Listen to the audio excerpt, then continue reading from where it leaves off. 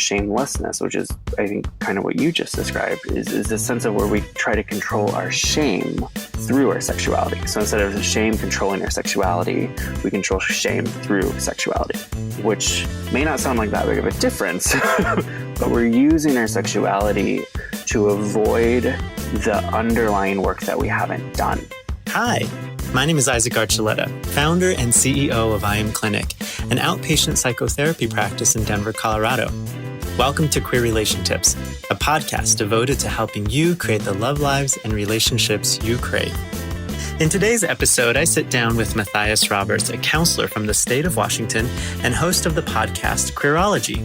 In this episode, we discuss shame, sex, and the ways that it affects our lives, as well as Matthias's new book, Beyond Shame, Creating a Healthy Sex Life on Your Own Terms. This podcast was recorded before its release. Let's dive into our conversation. Hope you enjoy.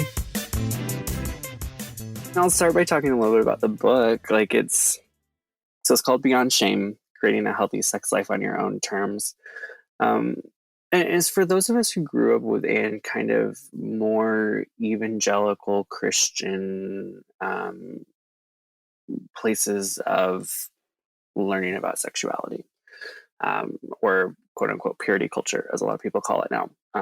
That kind of like sex must happen in a heteronormative context after marriage. And then kind of the idea that if it doesn't happen within that context, then you are impure. And the amount of shame that has then subsequently kind of come out of those teachings that many of us are still working through today. Mm-hmm.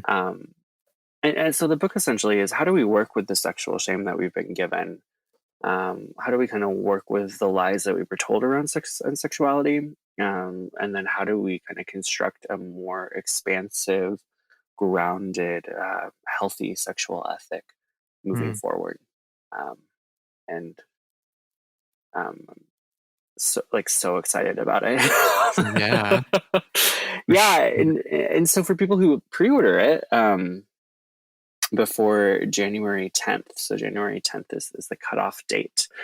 If you pre-order, you can email your receipt to beyondshamebook@gmail.com. And we'll send you a few, some bonus content. One of which is a masterclass with Linda K. Klein, who wrote a book called Pure: Inside the Evangelical Movement That Shamed a Generation of Young Women and How I Broke Free. She and I spend an hour talking together. We've titled it 4 Practices You Can Start Now to Move Beyond Shame. And my goodness. Yeah. It's so good. I learned a ton just being able to talk to Linda, because she's been doing this work for years and has done a ton of research on how do we actually move out of purity culture. And we really got into the dirt of what are things we can physically do in our daily lives to help us move out of this. Mm-hmm. So that's one of the things. There's some artwork that I'm giving away by printable artwork by my friend Tori, who runs Notes on the Way on Instagram. She's an Instagram artist. Get the first chapter for free, and then we're launching a digital book club as well that you'll get access to. For pre-ordering. That sounds incredible. Yeah. So a lot of fun stuff. Yeah. Talk about hitting the pavement on your own shame. Totally. Yeah. That's the goal. So in my kind of clinical experience, I think that a lot of people who have shame don't know that they are operating out of shame. Mm-hmm. Does that make sense? Yeah, I think so. That can sound a little condescending or maybe a little belittling, Mm-hmm. But I think as a clinician, it's easy to hear places where people feel so hungry and almost like this pseudo confidence that what I'm doing sexually is actually what I want, but there's this undertone of pain or sorrow or loneliness. Mm-hmm. Mm-hmm. So for those of us who would pick up your book, if we could kind of have a little snapshot of what shame might look like in our lives, particularly this type of branded shame by the Christian church, if you will, what does that look like in the day-to-day life of a queer person? Yeah. So I mean, literally what you just described, like that kind of sense of kind of like, I mean, you're speaking as kind of clinician, as a clinician of where you're watching a client kind of saying like, I know I'm operating out of my values, but you kind of have your gut check of like, "Mm, I'm not so Mhm. sure," but Right. like I have kind of a whole chapter on that. It is, so the first part of the book are the three ways that I believe that we cope with sexual shame. Mm. And those three ways I've termed them. There's shamefulness, shamelessness, and autopilot. Um, and shamefulness is this kind of this sense of we're so full of shame that anything sexual we hide. Mhm. We try to control our sexuality because of the shame. The second one, shamelessness, which is I think kind of what you just described, is a sense of where we try to control our shame through our sexuality. So instead of Mm. shame controlling our sexuality, we control shame through sexuality, which may not sound like that big of a difference, but Mhm. we're using our sexuality to avoid the underlying work that we haven't Mm. done. Um, So it's almost like we're medicating shame with right. sex. Yes. Yeah. Got it. It's a coping mechanism. Okay. Um, so our actions may actually align with the values that we want to have as sexual beings. Like there may not actually be, we may not be way off of that. Um, but I'm really interested in what's the function? Like, what are we doing to ourselves in the process? And if we're avoiding working with our shame by continually kind of using this rally cry of "I am a liberated sexual being," um, that's not actually sexual health. Um, Yeah. we're not working from a place of actual grounding uh, in our values. Um, yeah, and then since I mentioned it, the third piece is autopilot, which is basically just like we don't really know what we're doing. We're just we're just moving Mhm. forward. Mhm. Um, but that second one that I think you're touching on is huge. I think especially within the queer community. Yeah.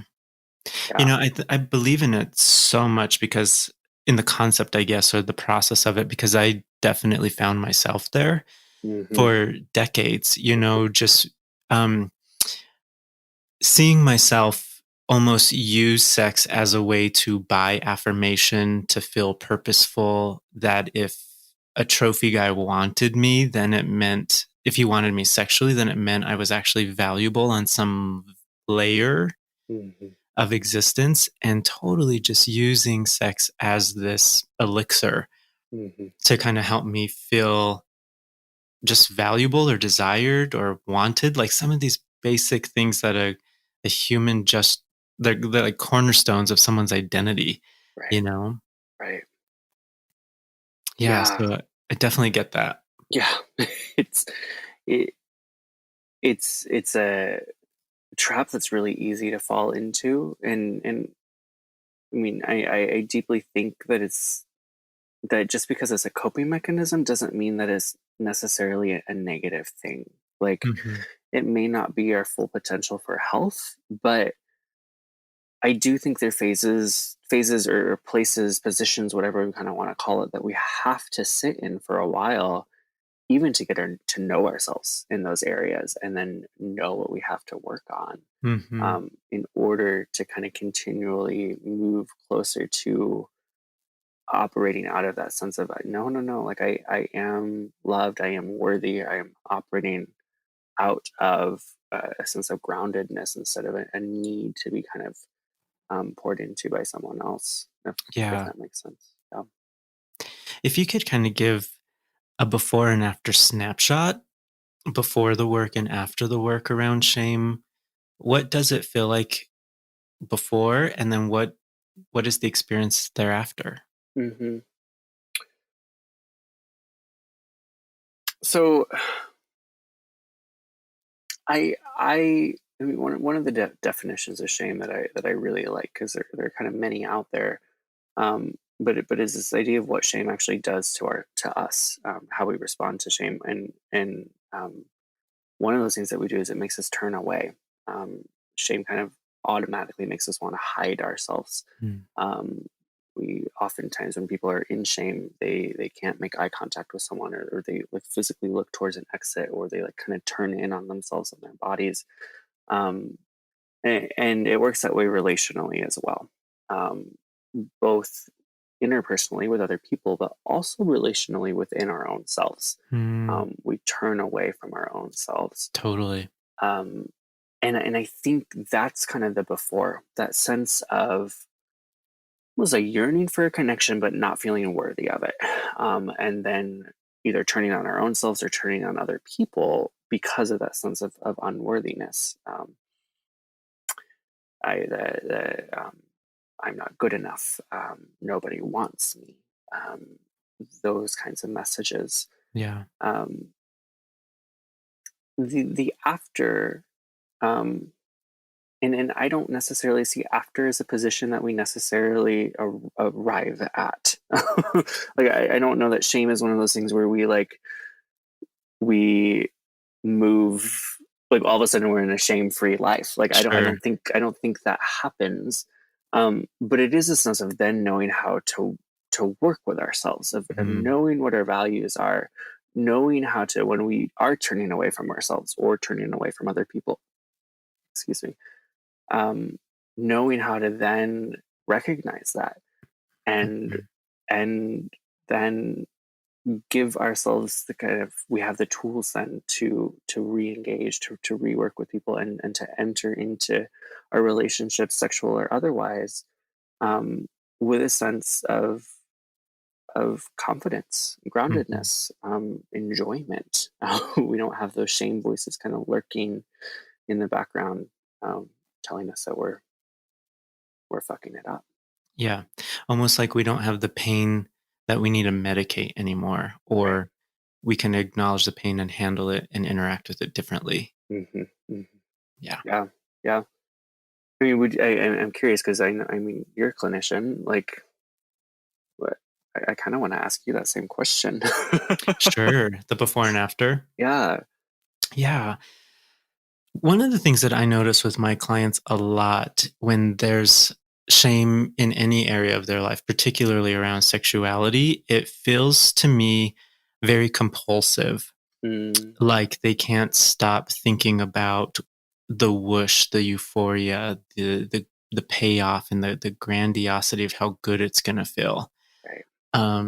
There, when we're living in shame, it even feels almost like, or whole. I'm just kind of using my own personal story, but I Yeah. do see it in the lives of my clients. Excuse me.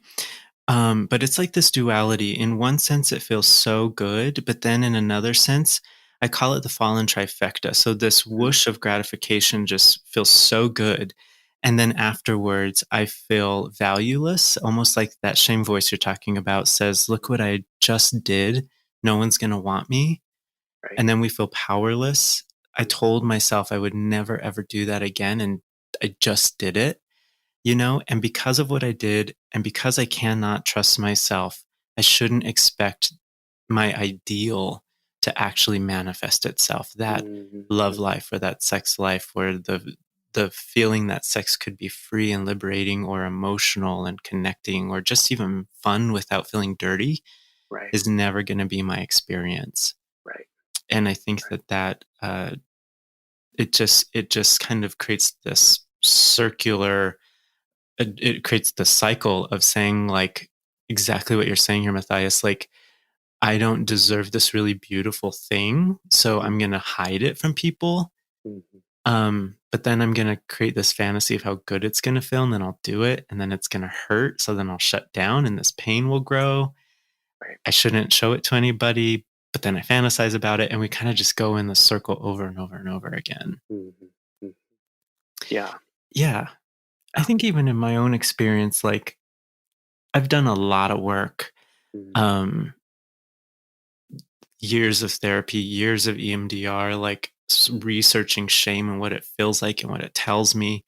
And I think when I'm in those moments of not feeling the shame wrapped around my sexuality, it feels, this might sound like a weird word to use, but it would definitely be sacred. Mm-hmm. Mm-hmm. Like, it just feels like, I think about this often, so just maybe roll with me. I'm talking a lot, Great. sorry, but No, I mean, I asked you a question. yeah. But I always think about myself as like a child, a son to the divine. And Mm-hmm. instead of saying, I need to hide in the bush and create clothes out of leaves, how do I show up right in front of you just as I am? And what do you think about me when I do that and how I show up? And Mm-hmm. even carrying that kind of timbre into my sexuality, saying, like, that felt so good. And you're probably really happy for me right now because this is how you created my body. And Mm-hmm. it doesn't make me valueless. This is actually a gift that embellishes, expands, and augments my reality and my relational life, not something I have to hide. Right, right. Yeah, Yeah. that's beautiful. Yeah. How do you what are maybe some of the mechanisms? What is the anatomy of a healthy sexual ethic that people can start playing around with? What do they need to touch so that they can, start moving around so they can kind of create their own ethic? Right. Yeah. So I approach it in terms of paradoxes, because I Love really wanted it. to kind of come to this question of when we talk about sexual ethics. Oftentimes we kind of have this idea of a sexual ethic being like rules, being being Hmm. this is what's okay, this is what's not okay, and it's a super black or white thing that and we can then measure our goodness based off of.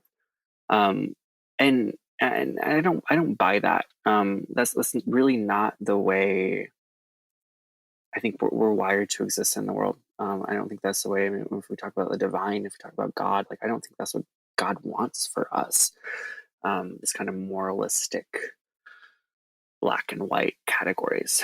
Um, and so, as I really approached this question of how do we move towards a healthy sexual ethic, and then what even is a healthy sexual ethic, with this idea of it may look different for different people. It's like I, it confounded me for quite a while. I was trying to figure Hmm. it out for myself too, Sure. but I started realizing like there are things about sex and sexuality um, that are deeply paradoxical, but that are true. Um, and and so I kind of like spent a lot of time when I was kind of researching for this book, trying to figure out like what are truths in sexuality that seem almost contradictory to each other, but have to kind of both exist at once. Um, and I really believe that as we then navigate these paradoxes and really kind of try to figure out where do we sit within them, Hmm. that starts giving us a path forward into how we treat ourselves, how we treat other people, what our values are, which then grows into an ethic. Um, and so some of those paradoxes are like the very real reality that health, that sex is both incredibly healthy and incredibly risky. Hmm. So what do we do with that? And I mean, those are things that we have to be able to navigate, both the deep health benefits and the risks that come with having sex. And another one is that we can use sex to embrace vulnerability. We can also use it to avoid vulnerability, Hmm. and we can do both at the same time. Um, That is so true. right? Gosh. And so how do we make those choices of being aware of ourselves and our drives and our desires around why am I having sex? If I'm using it to avoid vulnerability, what vulnerability am I avoiding? Mm. Is that worth it? Or does that go against who I want to be as a person in the world? I think bringing awareness to these things really does help us chart that kind of uncharted territory of Yeah, what a healthy sexual ethic is. Um, yeah. totally. I once had this client and we were doing some really great work around like shame and sex. And um, we kind of got to this place where, and it was kind of a jaw dropping moment in my career, but I don't, it probably shouldn't have been. It's Mm-hmm. probably my naivete, but it was this moment where he was saying, I didn't know sex could be emotional. Mm-hmm. And it kind of surprised me, like, oh my goodness. So we spent all this time talking, but I would maybe classify him as one of those people who was using sex to avoid vulnerability rather than share in that deep emotional kind of Right. intimacy. Totally. Mm-hmm. I What mean, might be, go ahead, sorry. I was gonna say, I mean, it's easy to do. Hmm. Oh, for sure. Like, it's not hard Right. to use sex as a way to avoid actually getting to those feelings that we may not want to deal with at the time. Hmm. And I don't think there's necessarily anything inherently wrong in that, as long as we're aware of what we're doing and why we're doing it. Hmm.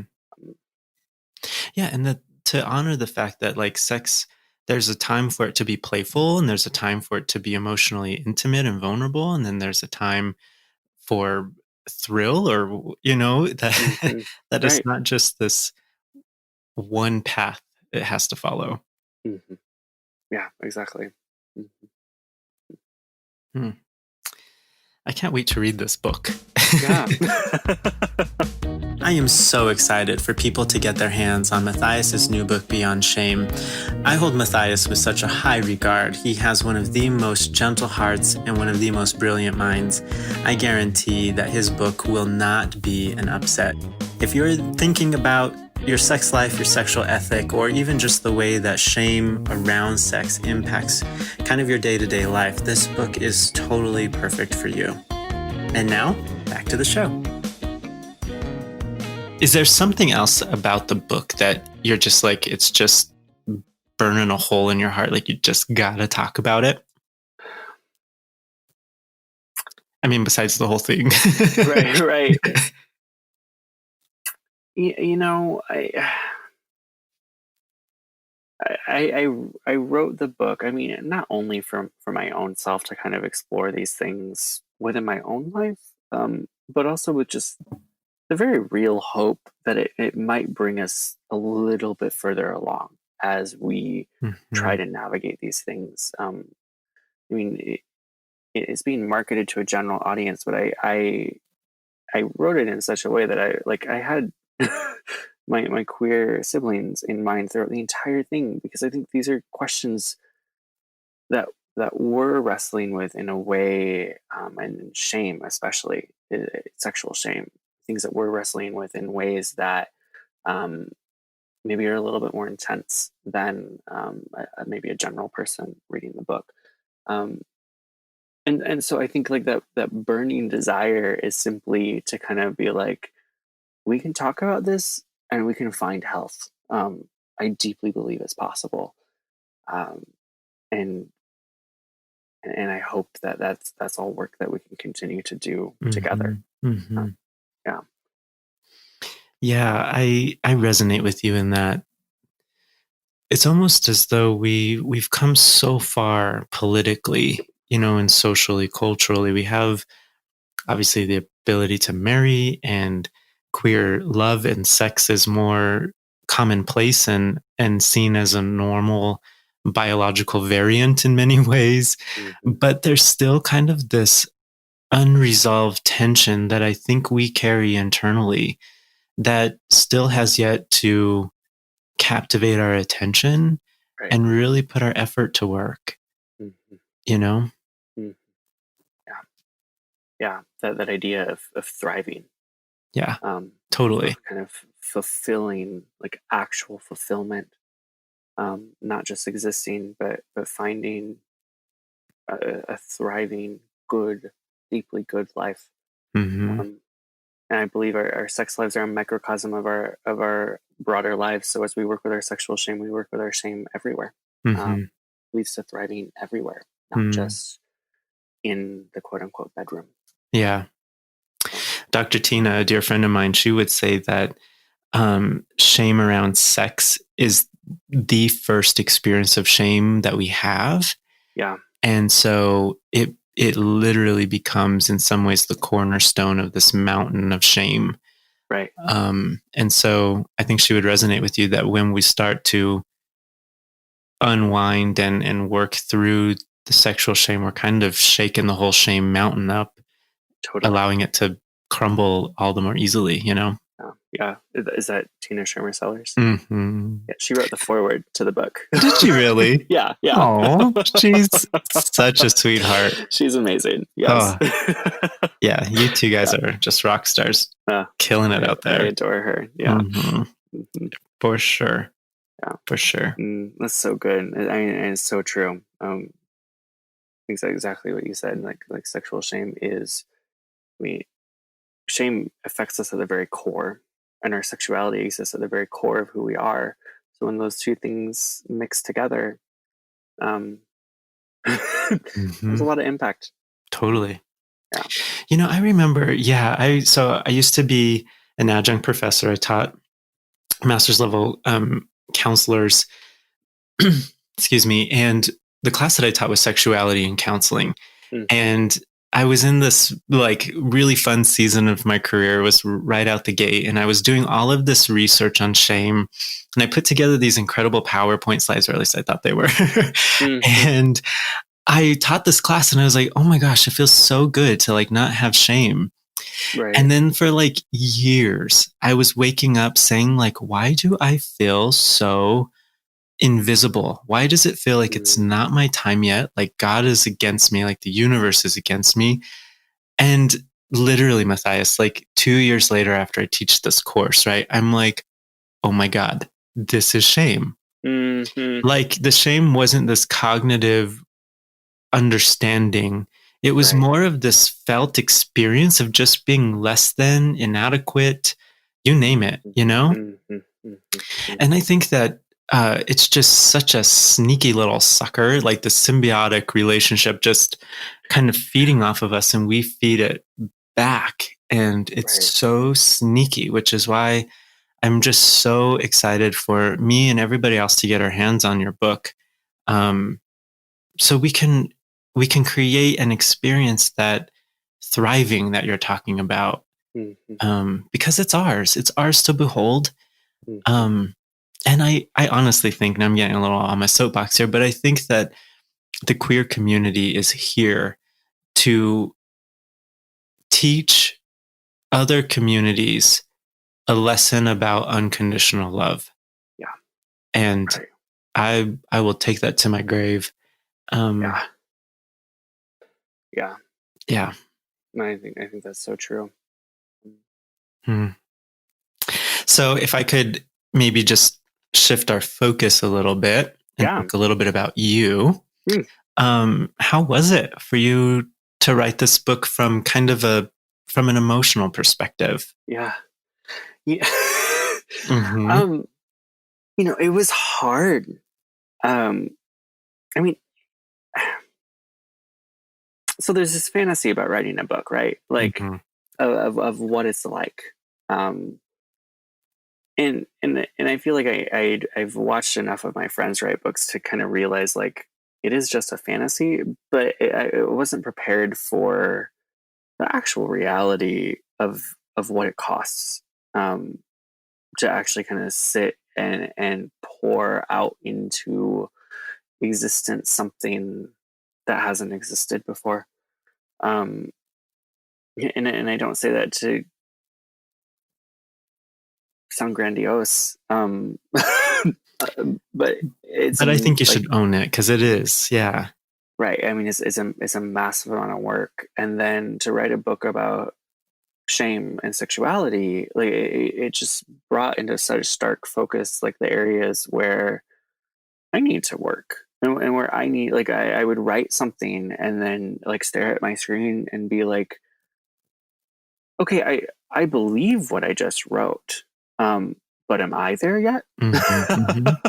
For And sure. oftentimes the answer was no. Mm-hmm. Like, I, and so then to have to like to work with my own therapist and to have experiences pop up as I'm writing that I'm like, oh my gosh, this gives me a whole new perspective on something that I wrote like 3 chapters ago, and I have to go back and like Mm-hmm. rework it. Mm-hmm. Um, so like this mixture of so much fun, a ton of excitement, a ton of exhaustion, and then just like a massive amount of just effort. Um, Mm-hmm. I think that kind of captures the emotions. Yeah. Yeah. Yeah. I'd love the idea of, I just think of the world of you, but I just love how I want to say, I don't want to say this, non-hypocritical, like you do the work, Mm, and it's this idea that your vulnerability has always been just this bright light that paves the way for other people to see their own vulnerability, the mm, permission to show up just the way they are because you're courageous enough to do it first. mm, mm, And I think that's so, I'm definitely, I'm sure that just comes through in the book. mm, Yeah. I hope so. I hope so. Yeah. I hope so. I mean, I think that's true, and I think what you're saying is things that I'm trying to live into, like both of those things. Like, I'm Hmm. like yes, and I hope so. Yeah. So, Yeah. yeah, Hmm. yeah. Thank you. Yeah. Who are some of your muses? Who inspire you? You know, right now, because I think these things change. Hmm. For sure. um, yeah. Oh, you caught me off guard. I'm trying to think through like who are the people that I'm like. Yeah, so a couple people, and these are people who are like in my daily life, um, people who I deeply value and respect, and I think are kind of um, the people that I aspire to be like. One of those is my pastor, Hmm. which I mean I'm fairly new to this church that I'm going to. I'm just kind of returning to church, but the way that she has um, kind of showed up for me and has created a space, um, fully acknowledging like how traumatic it is for a queer person to come back to a faith-based community. Hmm. Um, she has I deeply value and respect her. Um, I don't know if these are necessarily muses, Hmm. but um, yeah, and I I've studied under Dr. Dan Allender for years now, probably six years, Which and is such a treat. Like, yes, hello. yeah, like he's someone who has spent his entire career working with sexuality and sexual trauma, um, and and he's someone like even though he is much more conservative than I am, the way that he embodies his work, but then also like just the vast amount of kindness that he has. Um, he is definitely a muse. I mean, his hands are kind of all over this book. Hmm. I mean, so much of what I've learned about sex and sexuality has come through him, um, Awesome. and I put my own twists on it, but and made it more queer friendly. Hmm. But Dan Allender is someone who um, I deeply deeply respect in this work. Awesome. Yeah. So one last question. Yeah. If there was the, let's say, 11-year-old Matthias who was just discovering the effects of puberty in his body, Mm-hmm. and if you could wish him well on his journey Mm-hmm. and maybe give him some tips to avoid the shame, what might you tell him? Mm-hmm.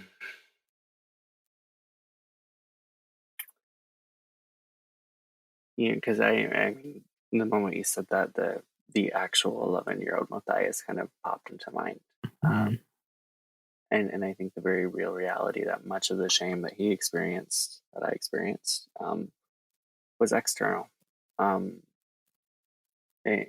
knowing like there are very few things we can do when we're experiencing shaming from other people. We can work with our own selves, but it's hard when we're so knee deep in that world. Mm-hmm. And he was so knee deep in that world. So I would want to say to him, like you are okay. The things that you're experiencing are very normal, even though you're being told they're not. Mm. There is a way forward that is healthy and good. And I think I would want to tell him about it, about what that is, but I don't think he'd be able to hear it. Mm-hmm. So basically that sense of like, it's okay. You're going to be okay. And you're still loved. Mm-hmm. You're still deeply loved. Yeah. He sounds like a sweet kid. Mm-hmm. Yeah. Very scared. Yeah, for sure. Yeah. Awesome. Well, thanks for your time. Thank you. Thank you. Yeah. So grateful, Isaac. Yeah. This has been wonderful.